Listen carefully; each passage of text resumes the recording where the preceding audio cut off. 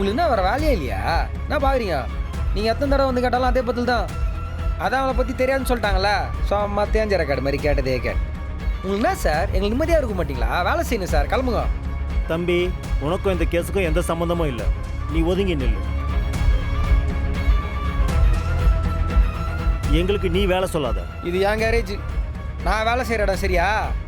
இங்கே வந்து நீங்கள் என்ன தொந்தரவு பண்ணாதீங்க. ஒரு தீவிரவாதியை மறைச்சி வச்சுக்கிட்டு கேம் ஆடிக்கிட்டு இருக்காங்க, நீ இவங்களுக்கு சப்போர்ட் பண்ணுறியா? உன் மேலேயும் கேஸ் எழுத வேண்டியது இருக்கும் தம்பி. என்ன எழுதுவீங்க? ஏதுங்க, நான் பார்த்துக்கிறேன், நீங்கள் ஏதுங்க.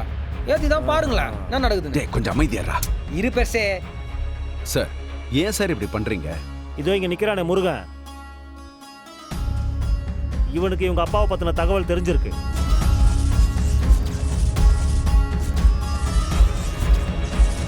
தெரிஞ்சிருந்தா எங்களை ஏமாத்திக்கிட்டு இருக்கான்.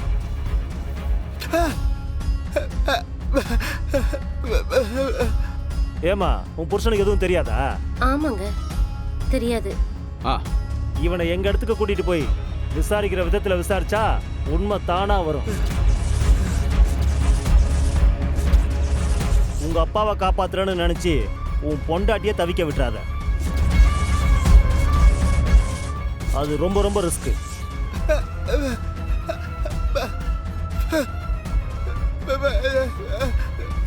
சார், அவனுக்கு தான் எதுவும் தெரியாதுன்னு சொல்றான்ல, எதுக்கு சார் அவனை போட்டு இப்படி டார்ச்சர் பண்றீங்க?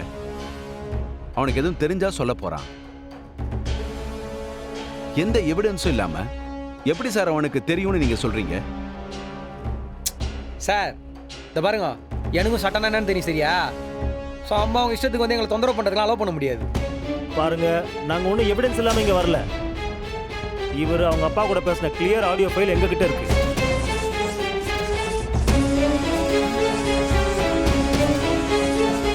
கிளம்புங்க, ஆபீஸ் போலாம்.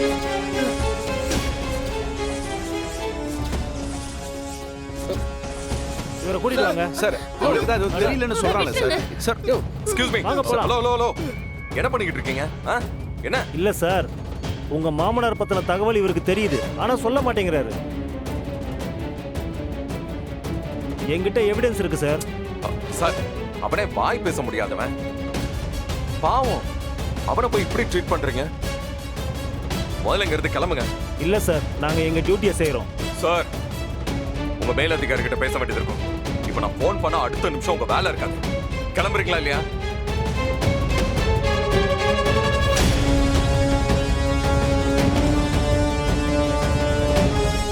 சரி வாங்க போலாம். பயப்படாதண்ணா. டேய், என்னடா அதெல்லாம்?